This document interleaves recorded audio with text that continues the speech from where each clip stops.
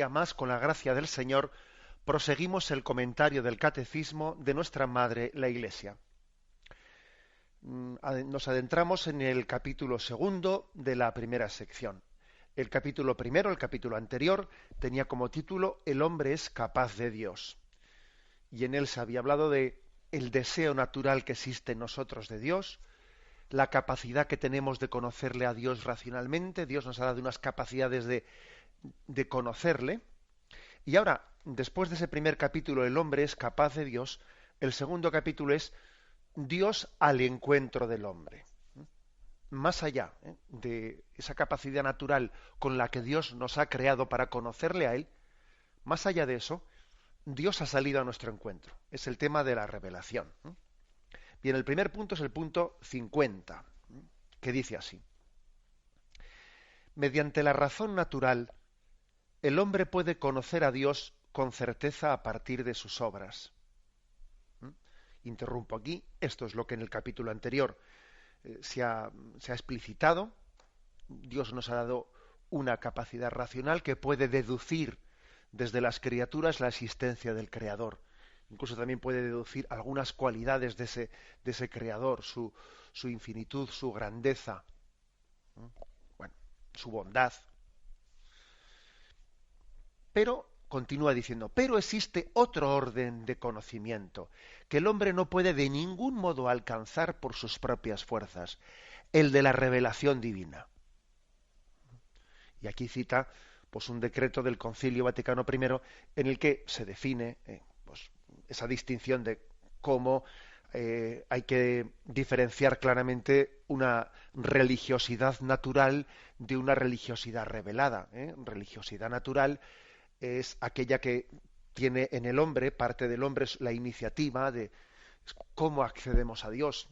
Pues ha existido una religiosidad natural en la que el hombre imagina, de alguna manera inventa, deduce cuál puede ser su relación con Dios, etcétera, y también él mismo pues da origen a unos ritos, a unos caminos de comunión con Dios. Esa es la religiosidad natural que parte del hombre para intentar llegar a Dios. Pero es que hay otra religiosidad esencialmente diferente, que es la religiosidad revelada, la sobrenatural, que no tiene en nuestra iniciativa el punto de partida, no, sino que tiene en Dios mismo el punto de partida.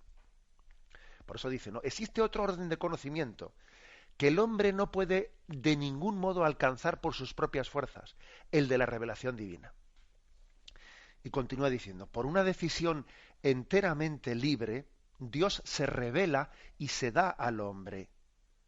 Lo hace revelando su misterio, su designio benevolente que estableció desde la eternidad en Cristo en favor de todos los hombres. Revela plenamente su designio enviando a su Hijo amado, nuestro Señor Jesucristo, y al Espíritu Santo. Bueno, por lo tanto hay dos órdenes de conocimiento que lógicamente no se excluyen el uno al otro. Ni el conocimiento natural excluye el conocimiento sobrenatural, ni el conocimiento sobrenatural excluye el conocimiento natural. Son dos cosas que son complementarias, una no excluye a la otra. Pero sin duda la segunda supera ampliamente a la primera. Recuerdo haber puesto un ejemplo, que igual algunos oyentes pues recordarán, un ejemplo que para intentar distinguir entre la religiosidad natural de la sobrenatural, o el conocimiento racional sobre la existencia de Dios y el conocimiento de fe revelado.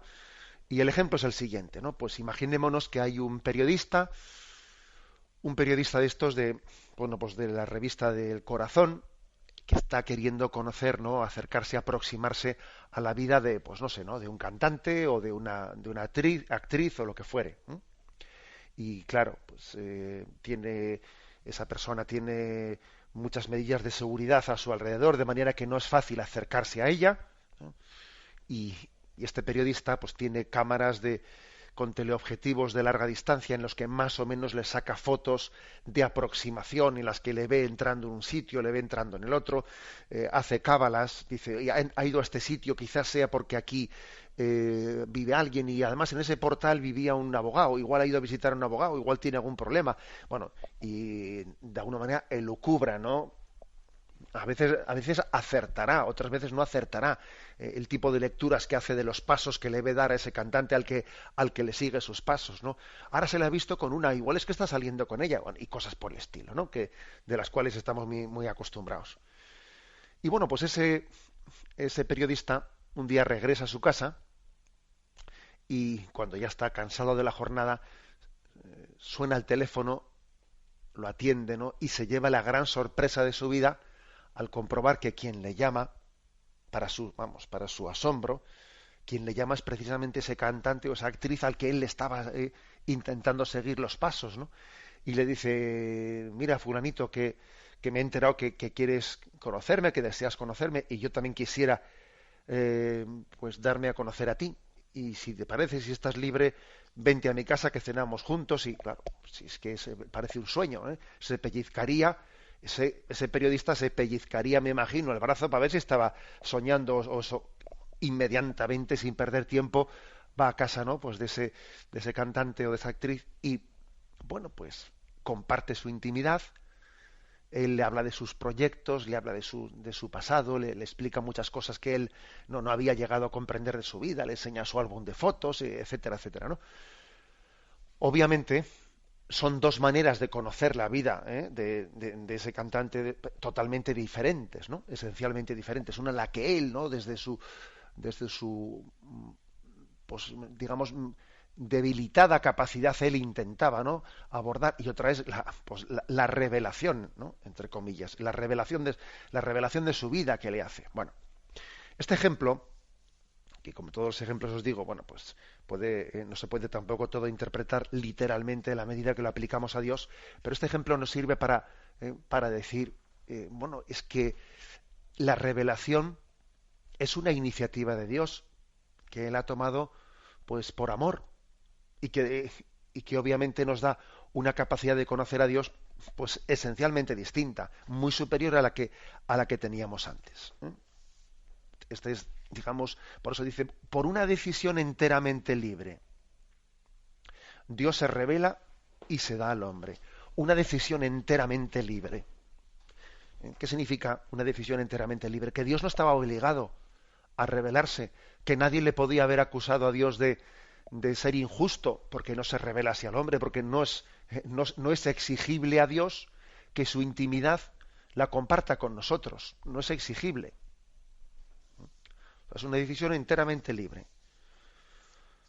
Porque Él ha querido, por su voluntad, por su bondad, porque algunos dirían porque le da la gana, ¿no? Bueno, bien, la expresión le da la gana es una expresión que tiene muchos peligros de aplicársela a Dios, porque generalmente la expresión me da la gana suele ser más que indicativa de una voluntad madura, pues suele ser en nosotros, suele ser indicativa de, bueno, pues que más bien actuamos bajo el efecto de las pasiones, ¿no?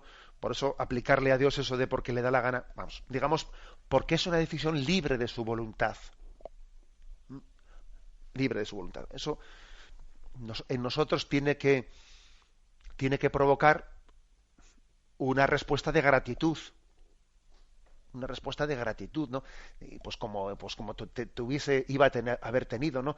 Ese periodista, en ese caso hipotético que hemos puesto, una respuesta de gratitud tremenda, sobre todo porque cuando a los periodistas se les suele invitar a ese tipo de reportajes de exclusivas es a tocateja pagando dinero.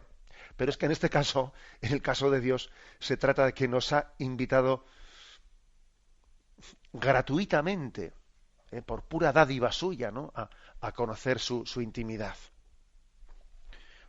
Por eso yo diría, ¿somos conscientes de lo que supone la revelación de Dios?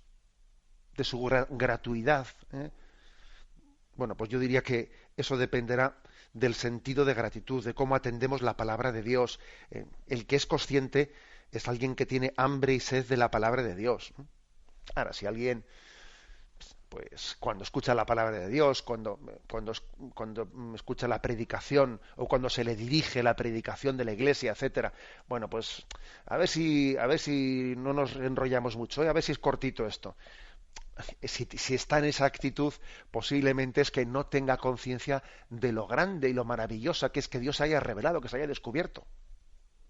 Como a veces se nos dice, ¿no? A los sacerdotes cuando vamos a comenzar una misa, una boda, etcétera, ¿no? Y te dice algún familiar del novio o el novio mismo, le dice al sacerdote, será cortita, ¿verdad? Será cortita.